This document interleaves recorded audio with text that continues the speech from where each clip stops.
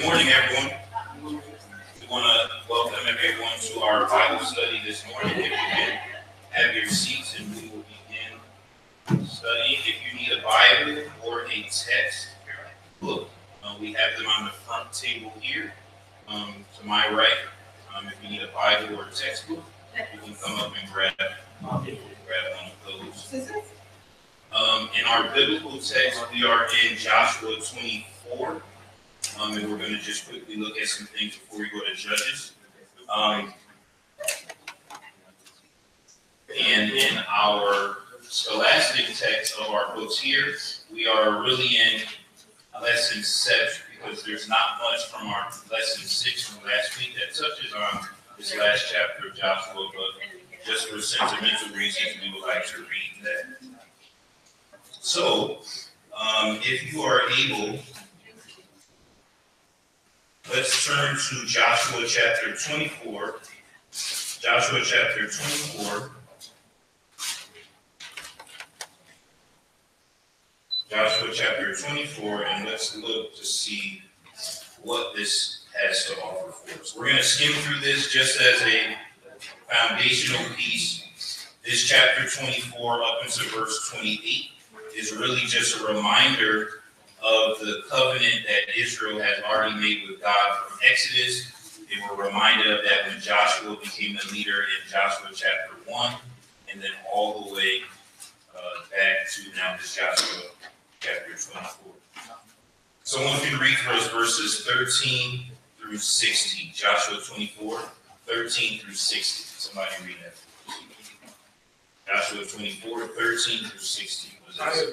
I have given you a land of which you did not labor, and cities which you did not build, and you dwell in them.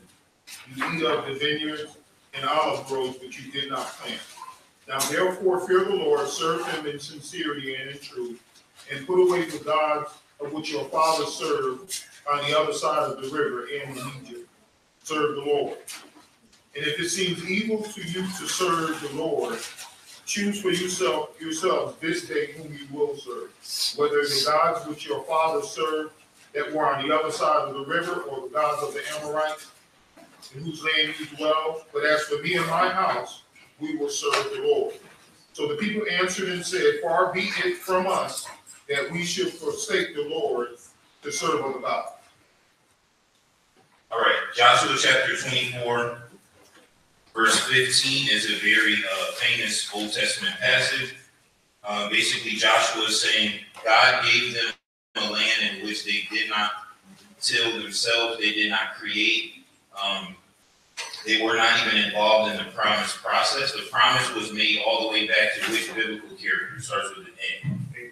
Abraham, right? And was anybody alive from Joshua chapter 4 when God and Abraham made this agreement? No.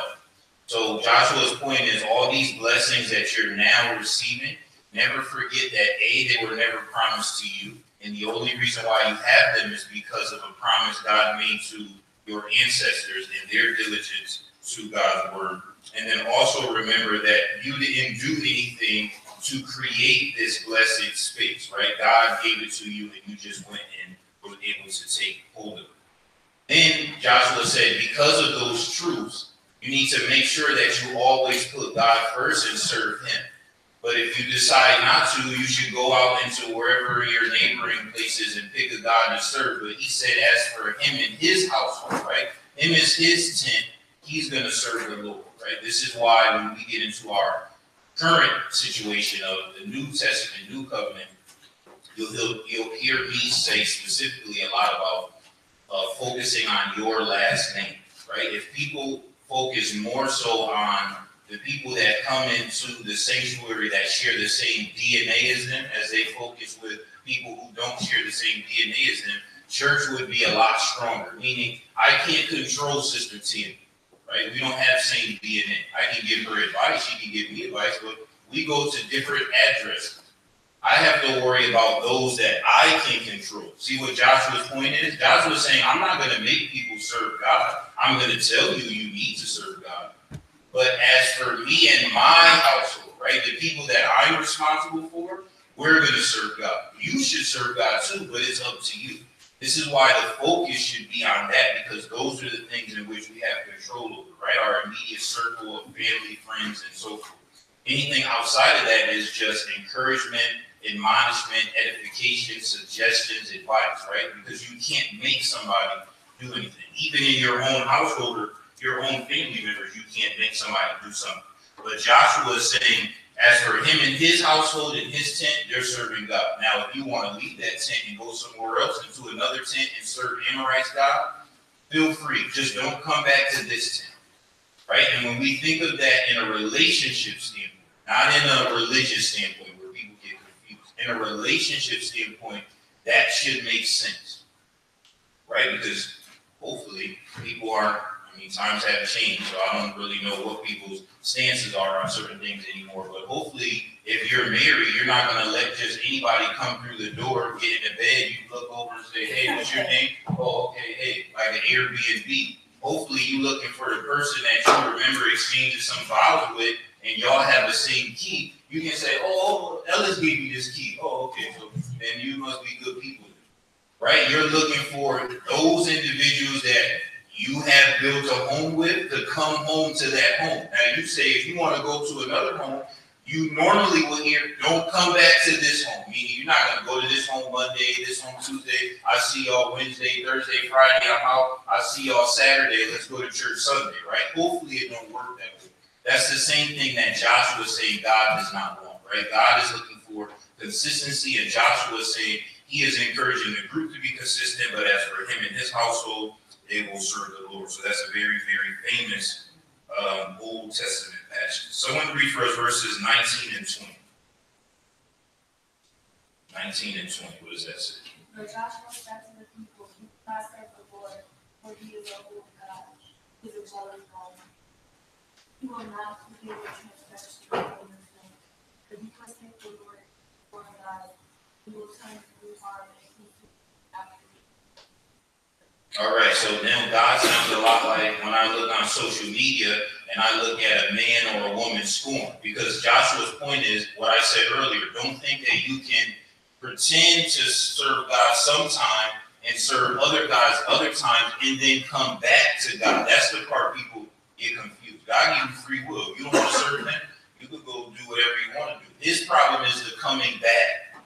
Just like us. Right? People say, oh, you do whatever you want to do. Just don't call me no more. Don't text me anymore. Right? So his point is, if you try to come back, you can't serve him. Why? Because he's a jealous God. And he's a consuming fire that if you try to do that, verse 20 says, if you forsake the Lord and serve foreign gods, and he will turn and do you harm and consume you after he has done you good. Now that verse right here, if you take out God and capitalize he, and put a name of somebody of yourself or any of your friends in the last 3 to 6 months in your social media, that sounds like a meme or a black page with white text on Snapchat, because that's how people feel. People feel, even though I did you good, if you do me harm in a relationship, you're dead to me. So when we read this text like this, people should be saying, oh, God like me. This sounds like what I would be like. It shouldn't be confusing. Again, when we think of religion, it's confusing because we want God to always allow us to do what we want to do. But would you have a relationship like that? Right? Would you allow your girlfriend, boyfriend, husband, wife, child to do whatever they want to do? Would you allow your child to leave your house? You find out he or she calling somebody else mom or dad, listening to them, and then coming home to you and calling you mom or dad. We'd be like, right? Don't work that way. So when we look at it from a relationship standpoint, we see God always wanted that intimacy, dedication, and loyalty. And Joshua's just reminding them of that. Okay, somebody read for us verses 29 through 33.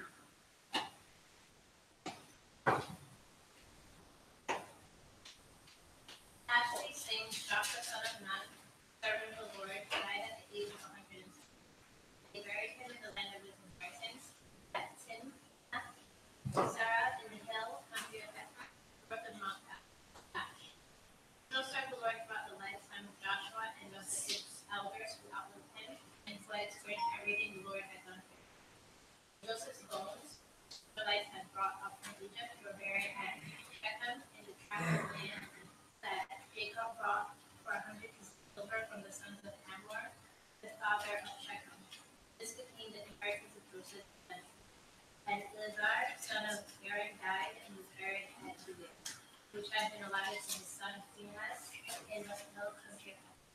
right, great. Let's remind ourselves, who's Aaron? Right, not Brundage, but who's Aaron here?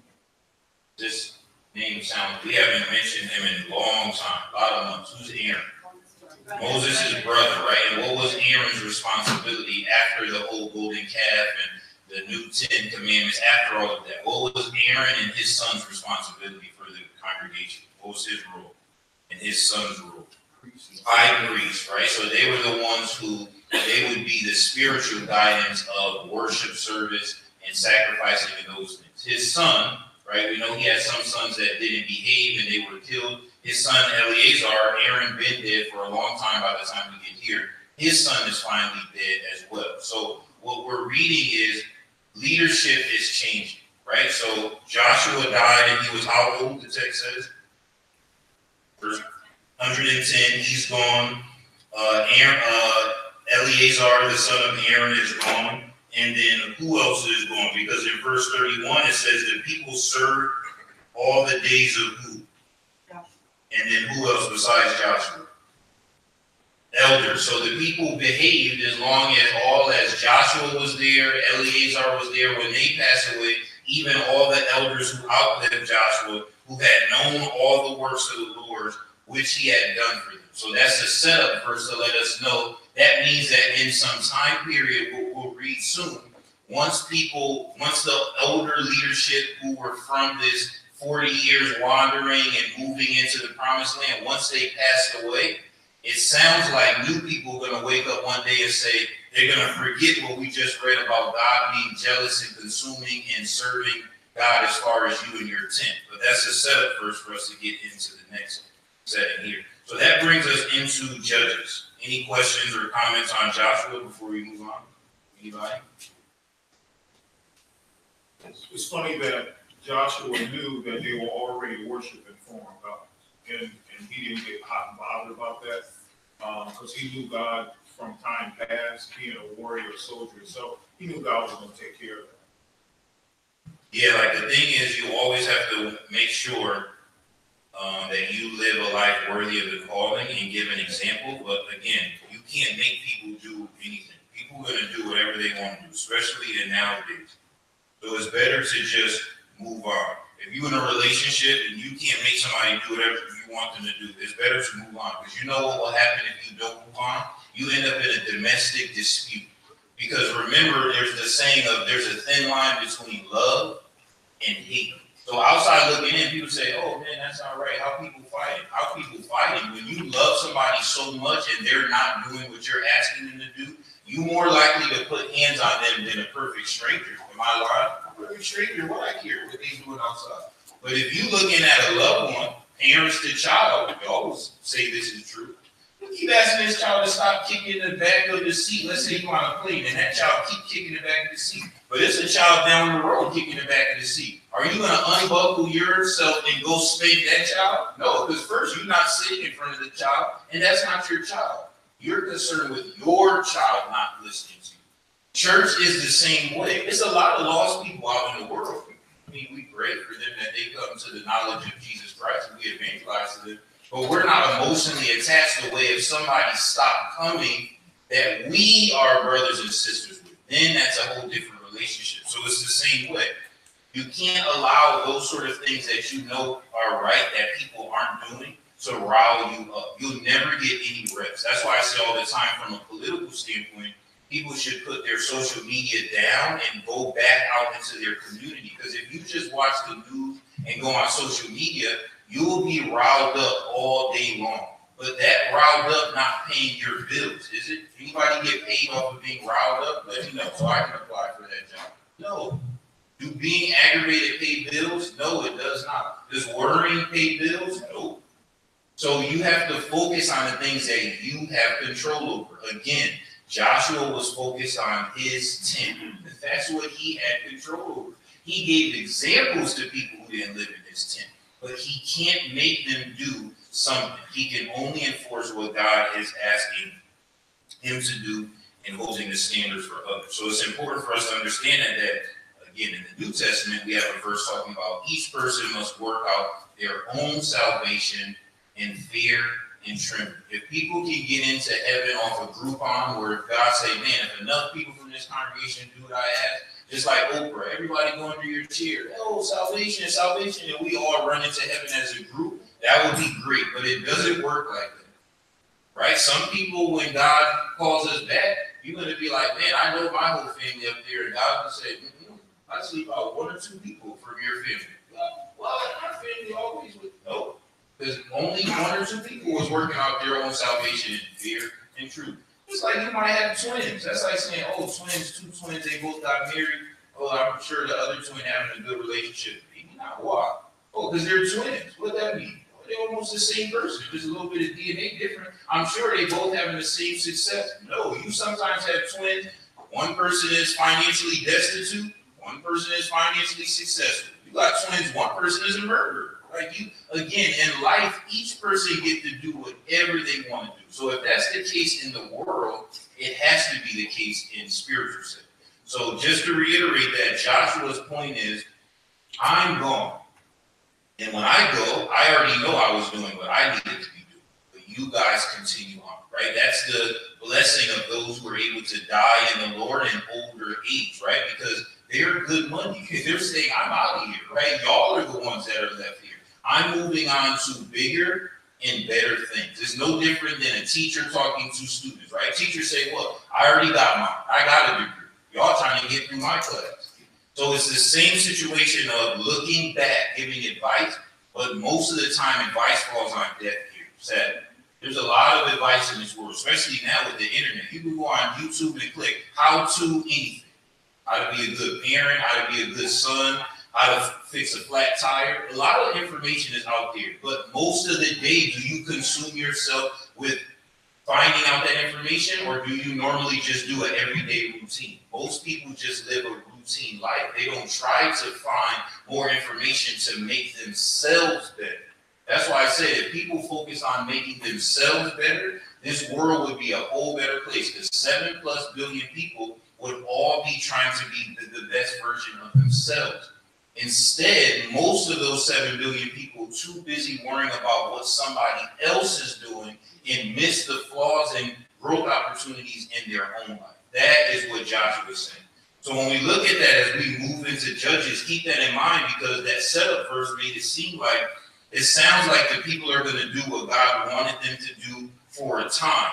But it also sounds like once that leadership leaves, then they'll be back to doing things that we have read about in the past.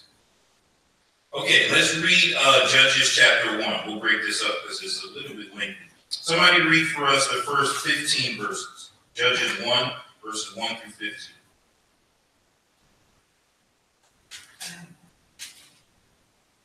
Now it came about after the death of Joshua that the sons of Israel inquired of the Lord, saying, who shall go first of us against the Canaanites to fight against them? The Lord said, Judah shall go up, behold, I have given the land into his hand. And Judah said to Simeon his brother, come up with me into the territories allotted to me, that we may fight against the Canaanites, and I in turn will go with you to the territory allotted to you. So Simeon went with him. Judah went up, and the Lord gave the Canaanites and the Perizzites into their hand. They defeated 10,000 men at Bezek. They found Adoni-Bezek in Bezek and fought against him, and they defeated the Canaanites and the Perizzites. But Adoni-Bezek fled, and they pursued him and caught him and cut off his thumbs and big toes. Adoni-Bezek said, 70 kings with their thumbs and their big toes cut off used to gather up scraps under my table, as I have done, so God has repaid me. So they brought him to Jerusalem, and he died there. And the sons of Judah fought against Jerusalem and captured it and struck it with the edge of the sword and set the city on fire. Afterward, the sons of Judah went down to fight against the Canaanites living in the hill country and in Negev in the lowlands. When Judah went against the Canaanites who lived in Hebron, now the name of Hebron formerly was Kiriath-Arba, and they stuck Sheshach and Abiram and Talmud. Then from there he went against the inhabitants of Beber. Now the name of Beber formerly was Kiriath-Sefer. And Caleb said, the one who attacks Kiriath-Sefer and captures it, I will even give him my daughter Ashash for a wife. Othniel, the son of Kenaz, Caleb's younger daughter, captured it, and he gave him his daughter Ashash for a wife. And it came about when she came to him that she persuaded him to ask her father for a field. And she alighted from her donkey, and Caleb said to her, "What do you want?" She said to him, "Give me a blessing since you have given me the land of Negev.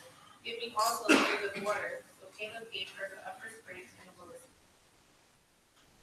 All right, thank you. Someone read for us 16 through 30. And the children of the Canaanites, Moses' father-in-law, went up out of the city of palm trees with the children of Judah unto the wilderness of Judah, which lieth in the south of Arad, and they went and dwelt among the people. And Judah went with Simeon his brother, and they slew the Canaanites that inhabited Arad, and also they destroyed it. And the name of the city was called Hormah. Also Judah took Gaza with the coast thereof, and Askelon with the coast thereof, and Ekron with the coast thereof. And the Lord was with Judah, and he drave out the inhabitants of the mountain, but could not drive out the inhabitants of the valley, because they had chariots of iron. And they gave people unto Caleb, as Moses said, and he expelled thence the 3 sons of Anak. And the children of Benjamin did not drive out the Jebusites that inhabited Jerusalem, for the Jebusites dwell with the children of Benjamin in Jerusalem unto this day. And the house of Joseph, they also went up against Bethel, and the Lord was with them. And the house of Joseph sent to describe Bethel. Now the name of the city before was Luz. And the spies saw a man come forth out of the city, and they said unto him, Show us, we pray thee, the entrance unto the city, and we will show thee mercy. And then he showed them the entrance unto the city. They smote the city with the edge of the sword, and they let go the man and all his family. And the man went unto the land of the Hittites and built a city, and called the name therefore Luz, which is the name thereof unto this day. Neither did Manasseh drive out the inhabitants of Bethshean and her towns, nor Taanach and her towns, nor the inhabitants of Dor and her towns, nor the inhabitants of Iblim and her towns, nor the inhabitants of Megiddo and her towns, and the Canaanites who dwell in that land. And it came to pass when Israel was strong, that they put the Canaanites to tribute, and did not utterly drive them out. Neither did Ephraim drive out the Canaanites that dwelt in Gezer, for the Canaanites dwelt in Gezer among them. Neither did Zebulun drive out the inhabitants of Kitron, nor the inhabitants of Nahalol, but the Canaanites dwelt among them and became tributaries. Thank you. Someone read 31 to 36.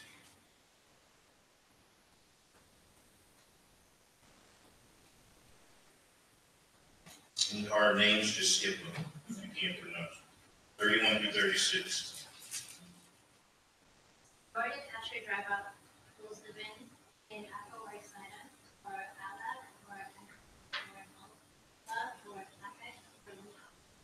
The Asherites lived among the Canaanites, inhabitants of the land, because they did not drive them out. Neither did Naphtali drive out those living in Beth, Shemesh, or Beth. But the Naphtalites too lived among the Canaanite inhabitants of the land, and those living in Beth Shemesh and Beth Canaanite became forced laborers for them. The Amorites confined the Danites to the country, not allowing them to come down into the plain.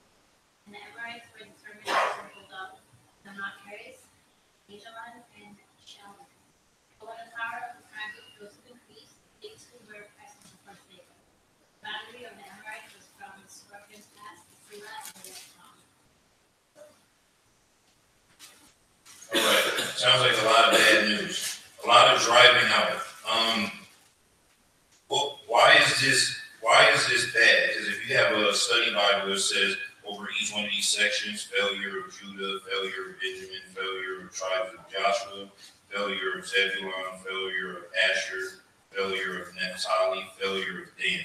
Obviously, when you're reading these names, like in verse 3, when it said Judah said to Simeon, his brother, we're not talking about the actual person because those people been dead a long time, but the tribes. But why is this a big deal? Why is this bad? This driving out, right? Well, what is this referencing from a long time ago that we read?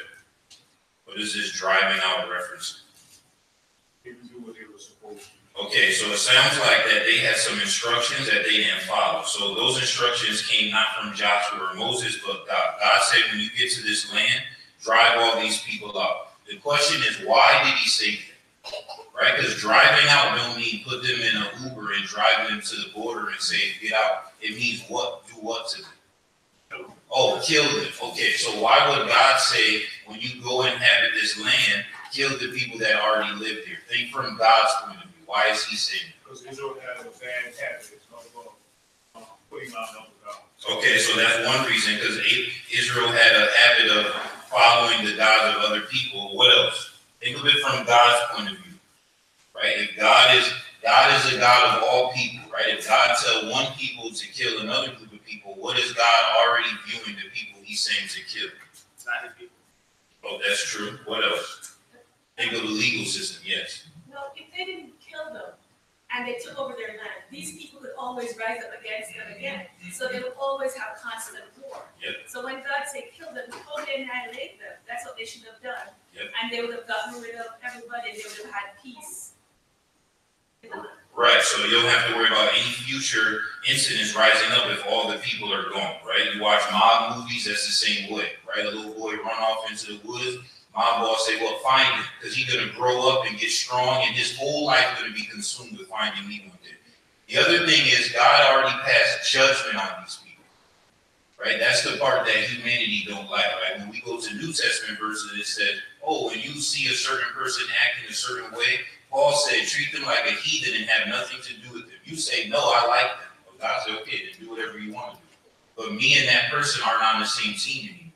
And if you're playing basketball and you passing a ball to somebody with another jersey, that doesn't make sense to your coach. So what the point is, God already passed judgment on these people for not doing what he wanted them to do, and used Israel as the vessel to pass physical judgment on them. Israel decided not to do that. Now, a variety of reasons are why, right? We read it. Some of it was because it was too difficult, right? Somebody had chariots of fire, sounded like, man, it's hard. How are we going to defeat that? Some of it was laziness. Some of it was bad political decisions. Some of it was they were tricked and fooled. It don't matter why. All that comes down to the point is they didn't do what God asked them to do. And because they didn't drive them out, they didn't fully extend the judgment that God already passed to them, a few things are about to rise over the history of their existence. One is they won't have peace. Two is they're going to mingle in with other gods. Because what happens as a melting pot is once you bring a new people to an existing people, you start to have a blending not only of culture, but also of the way those people look, talk, and all these sort of things. So think of North America and South America. Because if you go back 1,000, 2,000 years, what is Hispanic in humanity? What is Hispanic in before Christ time? What is Hispanic? Hispanic what? What do you say, oh God, bless the Hispanics? God says, where does you see Hispanics? It's Hispanics in the South America. God said, no, honey, there's Indians over there, Native Americans. Y'all don't know it yet. But when you bring Spanish people and slaves from Africa and indigenous people of North and South America, and no one drives out and they blend, what then do you have? Oh, now God's saying, now you're talking about Hispanic people. Because now, look how many people now, because you blended together, right? That blending means enough blending happens, it creates a whole something new. So when you get into the New Testament, one good example is the Samaritans. That's why when Jesus was there with the woman of the well, she had a concept of worship, right? She wasn't talking about worshiping an idol, was she? No, she was talking about this well that Jacob had. She was talking about the one true God. Jesus' point was, you only know in part. Why would he say that? And then why were the Jews so hard on the Samaritans? Because the Samaritans was from a blending. And now if you go into the same human history, you do this blending sort of thing, right? After a while, Australia had the same issue. Do the father take hold of the son that he created? No, because he see that son and said, that son don't look like me. So therefore you resent those offspring that you created. But who created the offspring? You did, most of the time from rape and pillage. But now you feel some type of way. That's how the Jews felt about the Samaritans. So when we look at this from God's eye, from the total, right? Because God lived outside of time. Now you see, oh, that's why he said to drive these people out. But when you only look at it from the snapshot of these people in this chapter, you're going to say, why would God say kill these people? That's the same thing from spiritual instructions in our New Testament. From God's view, we see, oh, that's why John said in 1 John, his commandments aren't burdensome. Because when you look outside of time, everything that God is asking you to do makes sense. But when you're looking at it from Friday night, you saying, what? That sounds boring. Why would he say not to do this? This is fun. Because you're just thinking about this Friday night. You're not thinking about a lifetime of Fridays. See the point? So when you zoom in just to this, you're going to say, this sounds like too harsh. Let's not do it. I promise that we'll always defend our borders, so we'll always have peace. Or I promise we won't marry and intermingle with them and have different gods, right? I promise. Okay, let's say you hold in your bargain and promise, but you go. And the next generation said, I don't view those people as bad as the way my previous generation did. So that's really the blending of this. I think it's important. Yes. I think also God is testing them, because God could have destroyed all of them if he wanted to, right? But he wanted to ask them to just test to see, let me see how disobedient we can be again, because God knows these people. He knows that they're not obedient, they're not very spiritual, so he knows that they're not going to do the right thing. So I think it's just a test. Yeah, there's people say be an active participant in your blessing, right? If you ask for something, you could wake up like manna was on the ground and, oh, it's a bag of money on my front door. But most of the time, does it work that way? No, you have to be an active participant in your blessing. That was what God was saying to Adam. Before, Adam wake up and it was just blessing all around. He was not an active participant. But when he kicked him out of the garden, God said, you're going to have to put your hand into this ground now. Oh, man, what that mean? Oh, it's called work. Oh, I don't want to do work. Well, God will say, I've been doing work. Because 6 days I did so much work, I had to rest on the 7th day. Now you want to be like God, remember, with the fruit. So this is God. God worked, just like kids and adults. Oh, you want to talk back? You want to be like an adult, right? Well, here goes some bills. Here goes Rising bill. Here goes Optimum bill. You say, oh, wait, what's that? What you mean? I'm just talking about going out with my friends. Yeah, let me go out with your friends. That's adult stuff, going wherever you go, right? And bills are adult stuff too. Oh, no, I don't want to bill. I just want to do, no, life don't work that way. Right, Adam, I don't want to work. I just want to be like God. Nope, right? Being like God, hard work. Now you got to be responsible for Eve, just like I was responsible for you. You got to be responsible for the ground. You got to be responsible for your kids. Adam, they say, man, this was a dumb idea. Why we ate this stupid fruit? Right? Because I didn't realize what I was asking. Just like when we look at this. Oh, you want to be active participant? You have to do the things. I don't want to kill all these people. I said, okay, don't kill them then.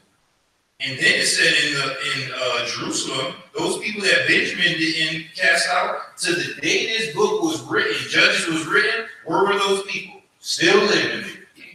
And guess what happens when those people still living there now all that time? Those people say, what? This is our city. You say, oh, no, this is children of God's city. What that mean to us? Oh, God only gave it to us. Somebody said, we've been here about 2, 3, 4 generations. What you talking about? Now, how are you going to kick them out? See the blending, because now you have loved ones that are intertwined here and all these sort of things. And when you bring in worshiping other gods, you have all this here. So when we look at it from that standpoint, it's no different to go all the way to, we skip ahead as Bible students to King Solomon, go all the way to today. Right? People, loved ones can get you to do things that you said you would not do. There's plenty of people right now who did some things over the last 2 weeks for a loved one that they say, man, I said I would never do that. But this person got me outside of myself. They say, got me besides myself. Right? That's an old person saying, oh, you got me beside myself. Like, I'm right here. It's 2 Ellises. The real me talking and the other me looking at me talking saying, what you talking about? You got me beside myself, or you got me out of character. Then you look back at your day, week, month, year, and say, why was I doing those sort of things? And it comes from those influences, right? That's why they say bad company corrupts good morals. Because everyone's going to say, hey, let's do this. Someone raise their hand and say, why are we doing this again? You say, oh, I don't know. Why are we doing it? That was the whole thing with Adam and Eve. Servants say, why y'all not eating it? Don't that fruit look just as good as all the other fruit? And then they look back and said, it does. Why are we not eating it? That's how those sort of things happen. So this is the foundation for Judges, right? Because just as a quick synopsis of Judges 1 and 2, once you leave Moses, once you leave Joshua, remember when Moses had set up, and this was from his father's laws and instructions or suggestions to have like the, judges will take care of the smaller matters, you take care of the larger matters. And then now this is what's happened. Joshua is gone. So now the leadership will be more so for tribes. Because remember, they're already in their set places. It's not like before where they're moving as a full unit. They're already in their set places, so they'll be, instructed through their local judges. The other thing to flag in this chapter here is Moses' family comes into play. Because it says his father-in-law's people were called the who? The children of who? Starts with a K. Verse 16. Kenites, right? Now remember, Moses' family, humanity don't talk too much about Moses' family. But remember, Moses left Egypt, went into the wilderness somewhere. Remember, he had a kid, a wife, family, left, went back, led the people out of Egypt. And just this how resilient grandparents are to get rid of bad grandchildren. Somehow, some way, the father-in-law found them. Because it ain't like he went back to pick his family up and he said, hey, who gonna father these bad kids? Moses, oh man, I'm out here, father, I forgot. Right? So we see that this comes back into play because this is family, right? Moses' family. Moses said, hey, I forgot to tell you, I got a family. Look. You say, man, you got kids, what is going on over here? So that family unit, it looks like in verse 16 of his father-in-law. So his in-laws were in this city of palms with the children of Judah, and they went and dwelt among the people. So we do see some lacking, but just remember as we go through here, this judges concept is think more of states. That's the best way I can wrap my brain around it in where we live today, right? Each of these tribes, think of them like states. So you have your local governor, mayor, and those sort of things, right? So they went from this one hierarchy person, which was Moses to Joshua, into more of a local governing setting. And then all of them keep going now through judges when we get into this concept of Samuel. So now when you have these judges and you have the prophet, people look around and they say, we don't like this anymore. Instead, we want a what? King. We want to go back to having one person, but not like Moses and Joshua, because they only tell the truth. We want a king, a real king. And Samuel's point was, why? God is your king. No, we already know that, right? Stop. I'm talking about somebody physically here. But that person gonna lord over you. No, this person gonna come from us, so they already gonna have a good heart. See the mindset of people, they didn't want an intimate relationship with God. But it should be no confusion because they didn't want that when God was giving the 10 Commandments. Remember, before Moses was the only go-between, everyone was there. And then the lightning and the thundering, and they ran and they said, no, Moses, you go in between us. So now they want to go back to this way. So this is just a transition, right? It's just like up and down. Think of like a country's politics, right? So they had these spiritual leaders who are also their political leaders, 2 people. Now they're going to go to a more local setting. And then eventually we know from Bible reading that they'll go back to wanting a king. All right, any comments on this chapter before we close? Anything to highlight? Any questions or anything? This week, it's good to follow this daily Bible reading. You'll see in this left column, talking about Judges 1, 2, 3, all the way until Sunday, because what we'll do is as you go through this, and just to skim through before we actually get there, and you look at the judgment that God is going to administer because of this, it's pretty severe, and a lot of what we alluded to in today's class, the book is going to allude to. So over the next several weeks, we'll just keep going back and forth because we know the ending of these stories already. So it's good to look at it this way because we see why God said what he said. But this judgment is coming because God is going to admonish the people for not doing what he asked them to do. All right. If we have no final comments, we'll close in order. Once, twice? All right, let's go to God in prayer and transition into worship. Heavenly Father, we thank you for this beautiful and blessed day. Thank you for giving us the opportunity to study a portion of your word. We ask that we have the diligence to see your word and to choose the right that is in it. We pray that we are able to read and digest it on a regular basis. Bless us with self-control to be able to do those things in which you ask, so that we can get to the point in our lives where we can honestly say that your commandments are not burdensome, and therefore our relationship with you becomes more of a lifestyle and not a list of do's and don'ts. We pray, dear Heavenly Father, for the understanding of your passages here, that we will do what you say in its totality and not partially, but 100%. And we pray that we will live a life worthy of the calling, with a focus to love you with all of our heart, our mind, our body, our soul, our spirit, and our strength. As we transition into worship at this time, we pray that you bless those individuals who will be traveling here without the loss or harm of any. We pray, dear Heavenly Father, that you be with us as we present a sweet sacrifice of worship to you, a sweet smelling aroma to thy throne room. We pray that all things are done in the spirit and in truth. And it's in Jesus' name that we pray these things. Amen. All right, thank you for all those who had comments and our Bible readers. Much appreciated.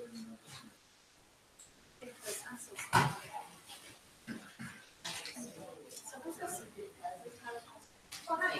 How are you?